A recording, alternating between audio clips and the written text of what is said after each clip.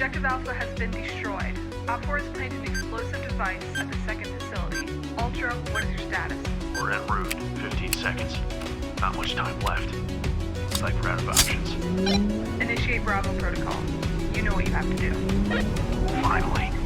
Alright, boys, you heard her. Time to rush B.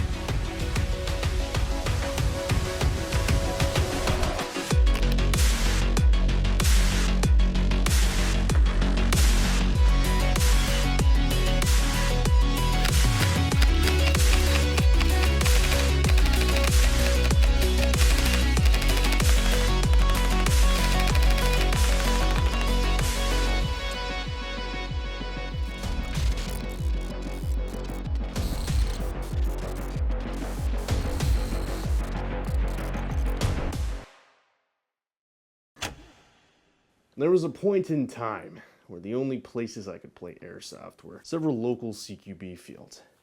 These places featured a lot of tight corridors and doorways.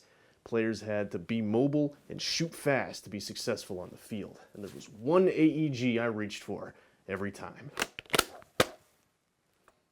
The Tokyo Marui P90 is an airsoft AEG almost as old as the sport of airsoft itself.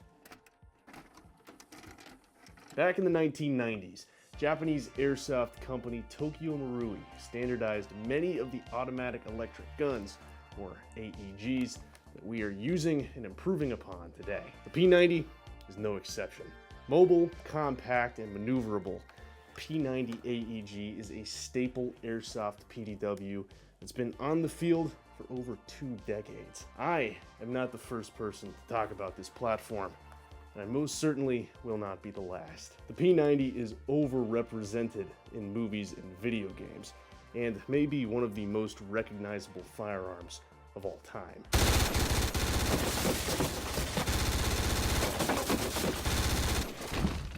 Of course, even in 2135, myself and my mercenary cohort use it often for diplomatic resolutions. There are 3 variations of the P90 made by Tokyo Marui. There's the classic P90 with the integrated reflex sight.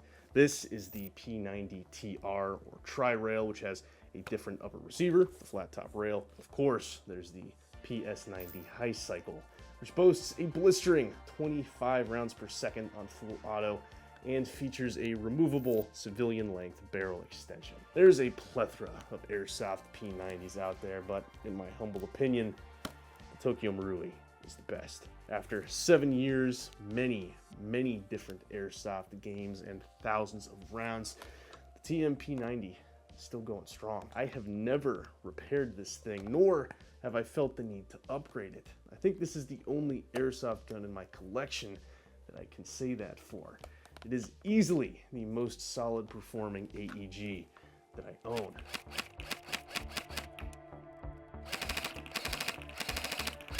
Tokyo Marui, you get what you pay for. But in this case, what you get is actually pretty good. The Marui P90 is one of the rare guns I would say is competitive out of the box with no internal modifications.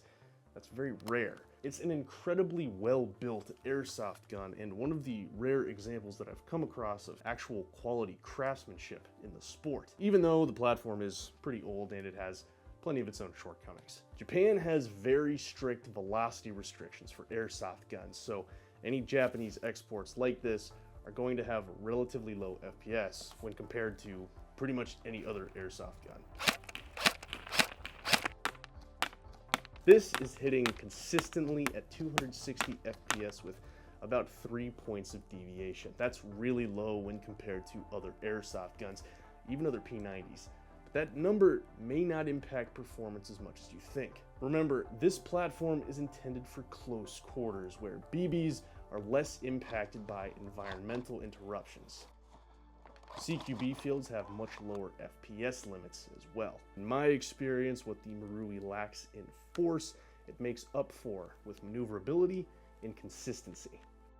By removing the butt plate here, you can see there is not much room for a battery. Now, they do make batteries made specifically for the P90 platform, but those bigger ones they're just not going to fit. Now what I tend to use is this Tenergy 7.4 volt LiPo. It's nice and slim and it fits no problem. So you'll be able to find batteries that'll fit in there. The Marui P90 has an all plastic body except for your flash hider, your rail segments on the P90TR, and the bar of your faux charging handle there. Now this version of the P90 is often criticized for feeling a little too plasticky, and I can totally understand that. The material on the lower receiver especially does not hold up to other airsoft guns at this price point. But comparatively, there are much worse feeling P90s out there, and the overall build quality of this replica is fantastic.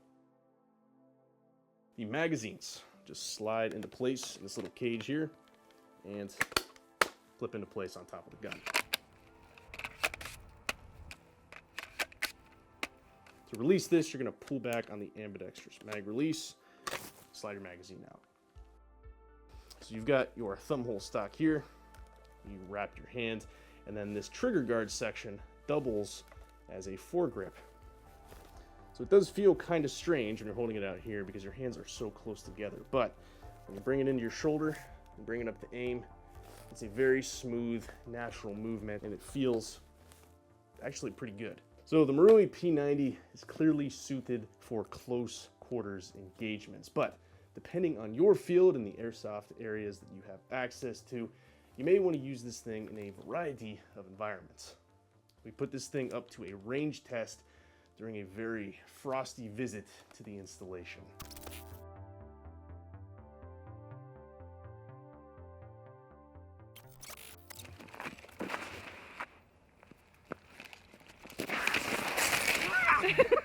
We have our target out at 25 feet.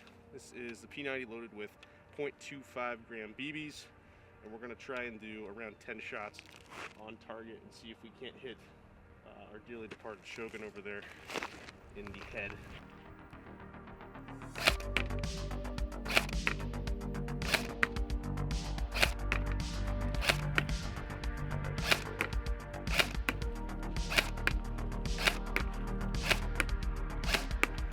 My first shot was really low, but everything else was right here on the left side of dear Shogun's head. I had one flyer up there. That was my second shot. That went a little bit high, but then I got everything else on target.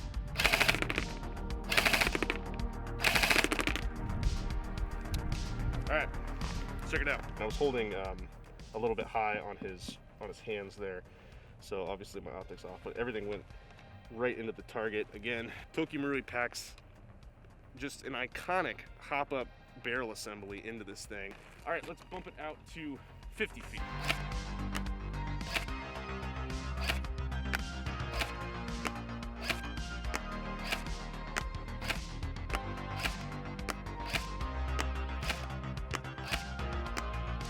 I'm hitting pretty high here,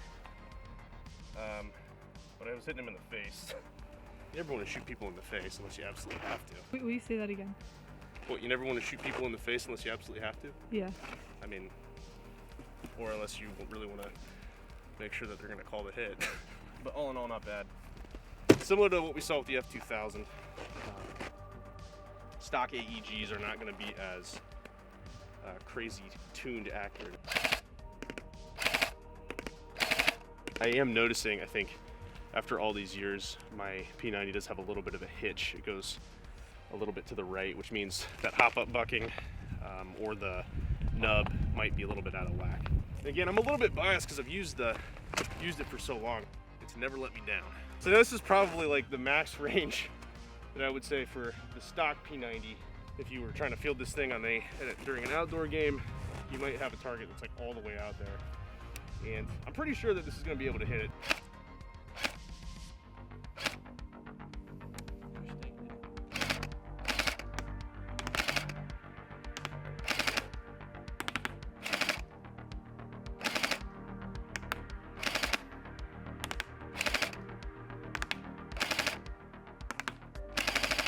My spread out there is like,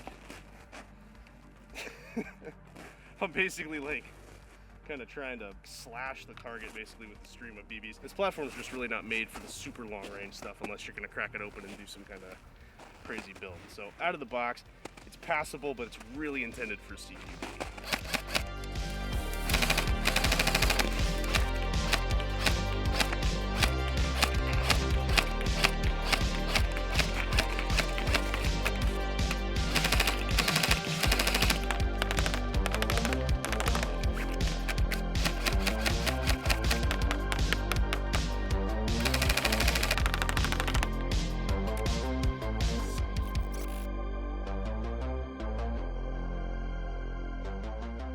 So what's the advantage of using a P90?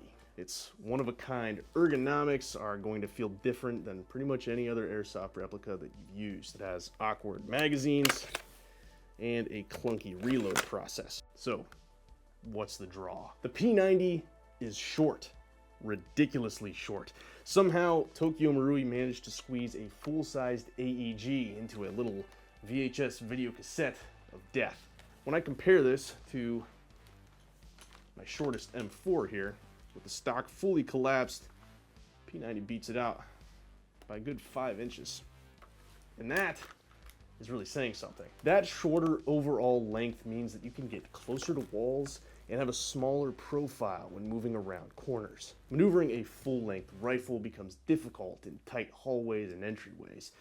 The P90's bullpup layout, magazine position, and slimmer features generally make it a more graceful platform to use indoors. Like anything, you need to spend time perfecting your technique and becoming familiar with the replica to really see those benefits take shape. But with practice, the P90 starts to thrive on CQB fields.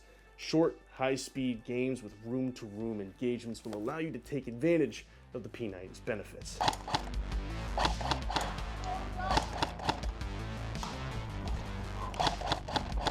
Now, it's not all roses. The first issue you're gonna have to overcome are the magazines. Now, high caps with the P90 platform, they're pretty much obsolete. You can't really use them practically on the field. That's because the winding wheel you have to use to refill the mag is on the underside of the magazine. That means you have to take it out every time you want to refill that mag. And I am sure there are plenty of P90 users who have been zapped on the field with a magazine still full of BBs because of this. Magazines like this 170 round King Arms mid-cap are superior. They feed much more efficiently, even though they have less capacity, and they usually feed through to the last BB because the magazines are mounted upside down. Now, the reload for the P90 is a unique movement that's really only found with this gun. Pull a magazine out of a pouch that was mounted on my chest. I had my arm all the way up here. That just felt really unnatural. I wanted something that was less intensive, something I wouldn't have to think about under pressure on the airsoft field. The solution that I came up with was one of these, a detachable thigh panel that I put my magazine pouches on. In practice, when I'm reloading, that motion is almost identical to pulling an M4 magazine out of a belt holster. The way that you lay out your gear is largely up to you, what you're comfortable with and what you actually want to wear out on the field. This solution just worked best for me. With an inner barrel length of 260 millimeters or just 10 inches, the Marui does not thrive at range. In outdoor arenas, shots past around 100 feet, I feel like I can't really hit those consistently. Now, that definitely impacts how I approach each engagement. Just because I can see an enemy doesn't mean I can necessarily hit them. Outdoors, if I'm not on a flank, I'm usually advancing toward enemies under fire and using full auto on this thing to suppress them to move up into a better position. And that is a very risky thing to do when you only have a couple of lives. This usually accompanies a mid-range AEG like my F2000 that I can use for games that require more versatility. While it doesn't look like it has much room for customization, this is airsoft. There's plenty of stuff you can do to this thing. They make extended hand guards and different upper receivers. You can even get an extended butt plate if you want to enhance the amount of space you have for a battery. As you can see with mine, I like to keep it simple. I just have the metal flash hider that comes with the gun, replica RMR on top, And that's pretty much it. The only other thing I really attached to my P90 is a tracer unit. Now that's for indoor games where I'm doing more point shooting, and I need to reliably track where my shots are hitting.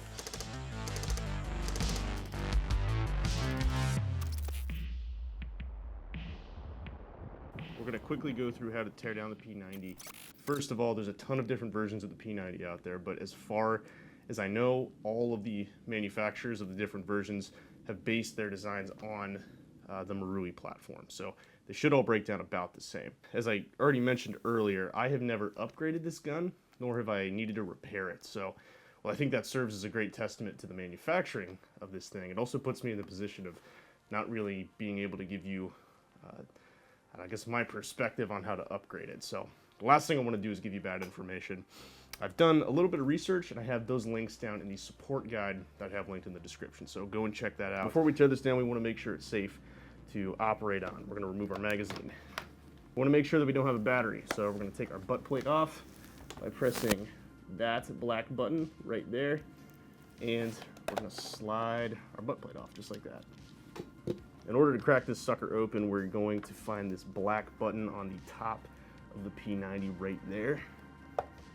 That little switch, we're going to press down on that. We're going to pull our upper receiver off. And look how nicely that slides out. Super easy. Now, when you're taking this thing apart, you want to make sure that you don't lose this button right here. That thing, when you take your barrel out, nothing's holding that in place, and it's got some tiny screws in there that you don't want to lose. So, again, you're going to maybe rotate this to the side at an angle, push in, and rotate 90 degrees to the right. You hop up in your barrel, slide out. Oh, and there goes the button. That's what you don't want to do. But it's pretty easy to put back in. You just pop it in like that. You got your 10-inch barrel there.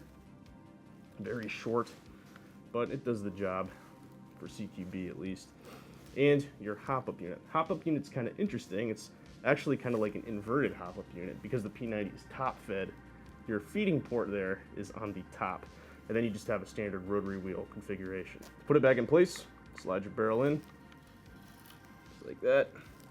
You're gonna push in and rotate back to the right. Okay, lower receiver. This is gonna be a little more technical, but still very easy. If you look here on the back, you've got a black back plate right here. You need to take that out to get your gearbox. You're gonna pull your wiring harness out, just like this, so you got space to work, and then you got 2 screws in there. 1, 2, right there. You need to get those out so you can pull your back plate out. Now, how you're gonna get this out, what I found is best is you gotta gotta get it out in an angle. So slide up just a touch, and there you go, there it goes. So bottom came out first, then you're gonna kind of slide it out in an angle. There's your back plate. Set that to the side. Now you got to get the gearbox out. Don't pull on the wiring. That's a bad idea. You can just kind of reach in and pinch the back of it. Right here, you're going to pinch this kind of back of your compression area. Just going to pull out. And it comes out super easily. And now you've got your version 6 Tokyo Marui gearbox. So while I have this apart, I did want to show you the cool system that they have to make the P90 actually work. You pull the trigger. You're actuating this little bar. That little bar that's moving back and forth, that kicks back into this switch right here. You can see your little trigger contacts in there. And so when you pull that trigger, this little guy comes back, and that's what makes the gun fire. If you're looking to upgrade your trigger, you can go over to Shadow Regime's website. They make a custom M trigger, just like the one they make for the F2000. And that thing can be coupled with a MOSFET. That's a pretty quick and easy upgrade that you can do to improve your trigger response. Let's put this thing back together. Slide this in carefully, and you kind of just need to line it up pretty easily. But there we go. It can be a little bit tricky. The thing that you can do is flip this around and look through this hole here to make sure that your piston assembly is, you can kind of see it in there, is lined up evenly. Next step is to put your back plate back in place. So you feed your wiring through right there. And then the easiest way that I found to get this back in place is to actually go in like this. And the edge of your back plate is gonna miss those little notches where your butt plate attaches. So you're gonna slide that in, pull your wiring through, and it should slide back into place and seat on that little section right there on the back of your gearbox. So general airsoft tip, when you're putting an airsoft gun back together, you don't want to over tighten your screws. Over tightening screws can actually strip them, which is really bad. So re-tightening screws on something like a gearbox, I want to get to this point right here where I can't really tighten anymore. And I just want to twist just a little bit more. And that's usually enough to make sure that it's not going to come out of place. So now we're going to grab our upper receiver. So we're just going to line our hop-up unit up there and slide that in. And you'll see this little button you catch right there. And you just want to push it in until it clicks like that. Let's put our butt plate back on. And we're good to go.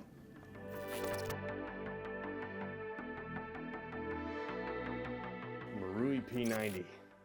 Not a tool for every situation, but when applied properly, it can help you dominate the airsoft field. The platform itself will be a learning curve. Its magazines and its ergonomics are unusual. How you lay out your kit with this platform will drastically impact your performance. With a short barrel and an FPS in the mid-200s, Marui P90 suffers at range and will likely put you at a disadvantage if you're fielding it on an outdoor arena. But up close, it's a highly maneuverable, highly mobile AEG with a competitive edge right out of the box. It's a nasty PDW that packs the punch of a full-sized AEG. Couple this with superior internal quality and decent external presentation, and you've got yourself an airsoft gun that's most definitely corporate approved. All of that makes it, in my opinion, the most practical airsoft P90 on the market, with 20 years of positive reviews to back it up. If you're looking for a P90 to tweak and upgrade, there's plenty of other options for you to pick from. The Marui P90, it's fine just the way it is. Now, what do you think? Are you a P90 fan? Let me know in the comments down below. Doors stuck. Door stuck! Door stuck! Stay corporate approved.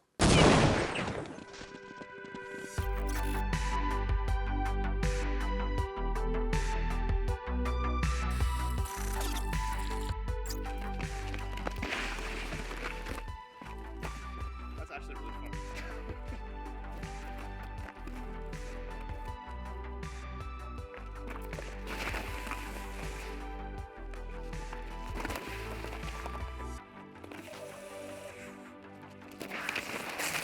Ha ha ha.